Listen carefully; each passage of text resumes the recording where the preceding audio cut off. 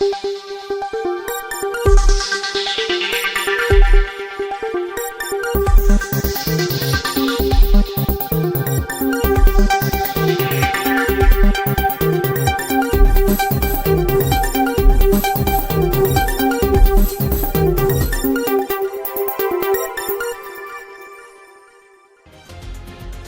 ज्ञान परंपरा और शिक्षण व्यवस्था पर एक महत्वपूर्ण संगोष्ठी का आयोजन नेहरू हॉल आजमगढ़ में किया गया।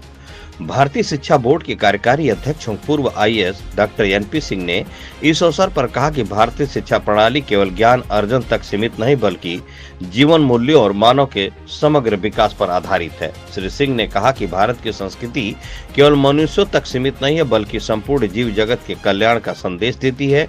उन्होंने भारतीय शिक्षा बोर्ड के पाठ्यक्रम में आधुनिक शिक्षा के साथ भारतीय ज्ञान परंपरा के समावेश की चर्चा की और बताया कि इसका प्रमाण पत्र अन्य बोर्डों के समकक्ष मान्यता प्राप्त है। इसकी 8वीं तक की पाठ्य पुस्तकें तैयार हो चुकी हैं। कार्यक्रम में विशिष्ट अतिथि डॉक्टर आरबी त्रिपाठी, कार्यक्रम संयोजक राजेंद्र प्रसाद यादव, बोर्ड मंडल समन्वयक ब्रिजमोहन, शिक्षा अधिकारी सोनी पांडे सहित विभिन्न विद्यालयों के प्रबंधक doctor Prem Prakash Yadav, Muralidhar Yadav, Ramakant Verma, Nawaz Ahmed Khan, Arun Kumar, Ramakant Yadav, Vinod Yadav, CPS school, Sarvodaya school सहित संचालक एवं प्रधानाचार्य उपस्थित रहे। इस अवसर पर भारतीय शिक्षण प्रणाली के विविध पहलुओं पर विचार विमर्श किया गया। न्यूज 81 उत्तर प्रदेश से अशोक चौहान की खास रिपोर्ट। सरकार द्वारा भारतीय शिक्षा बोर्ड का गठन किया गया 2019 में और एक विधि सम्मत प्रक्रिया के तहत पतंजलि योग पीठ को स्पॉन्सरिंग बॉडी नियुक्त किया गया। उस बोर्ड में भारत सरकार के भी मेंबर हैं और स्पॉन्सरिंग बॉडी के भी मेंबर हैं।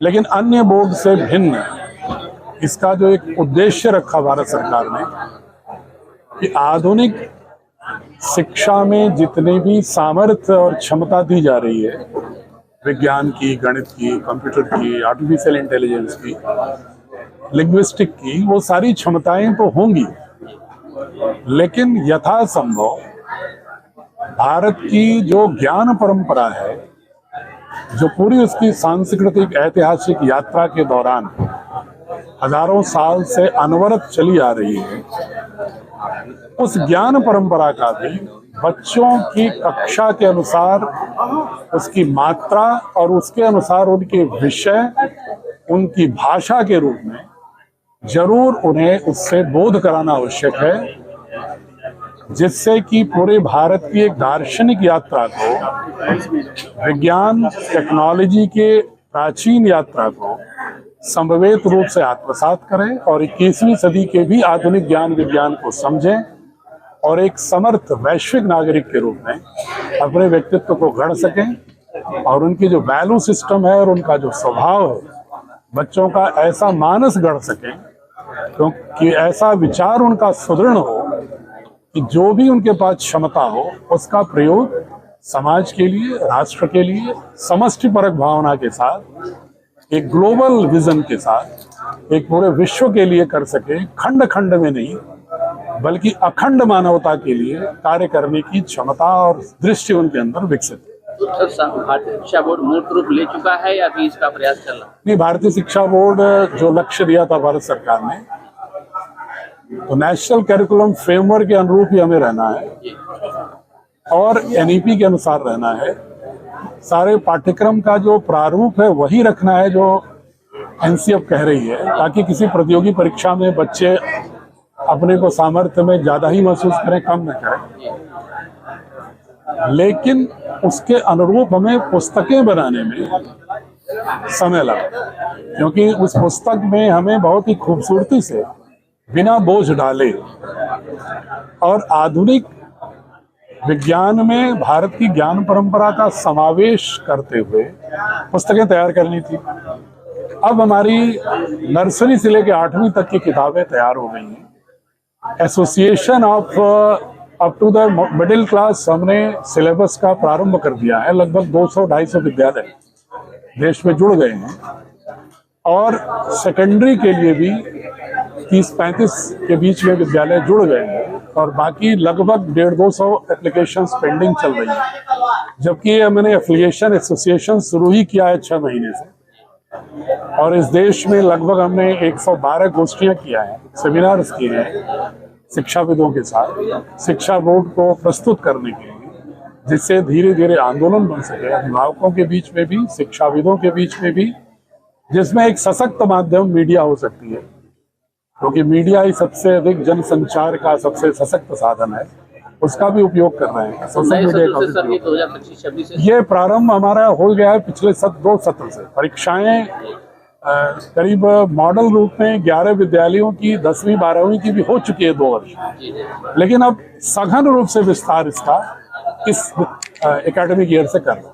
सर, कितने विद्यालयों कि पूरा देश ही इससे जुड़ जाए, क्योंकि जब ये लक्ष्य मूल रूप से भारत बोध के साथ भारत के बच्चों को वैश्विक नेतृत्व के लिए भारतीय मूल्यबोध के साथ खड़ा करना है, तो हम तो चाहेंगे कि पूरी 140 करोड़ आबादी इस दृश्य से जुड़े। तो जितने अधिकाधिक विद्यालय होंगे उतना ही दृश्य विकसित होगी।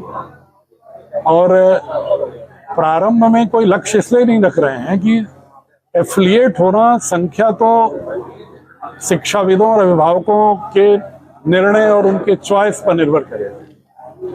हम तो एक अलग जगा रहे हैं। ये भारत के लिए नया नहीं है। भारत जगत गुरु था और भारत से शिक्षा, कोई भी देश अपने शिक्षा के लेवल से जाना जाता था। ये हमारी शिक्षा जो है, हमारी शिक्षा के बल पे ही वेस्टर्न कंट्री आगे बढ़े हैं। 17वीं सदी के पहले कोई विदेशी विज्ञान को नहीं जानता था। जब हमारे वेद यहाँ से चोरी हो गए,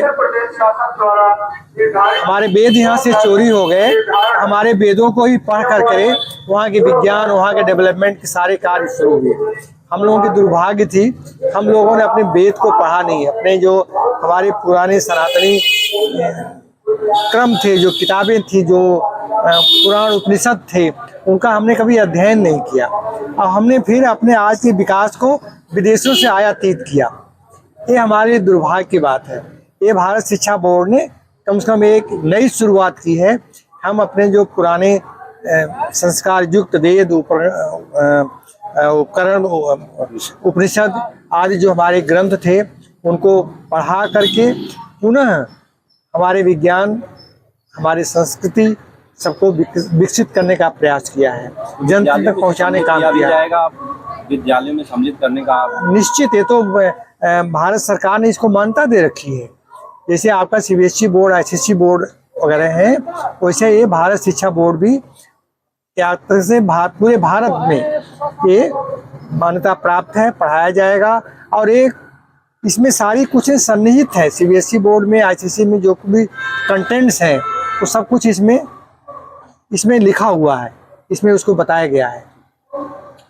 लेकिन आज आप बाहर के ड्रेस में, एक्चुअली सर आपके भी कार्यक्रम में जाना था, उसको भी करना था।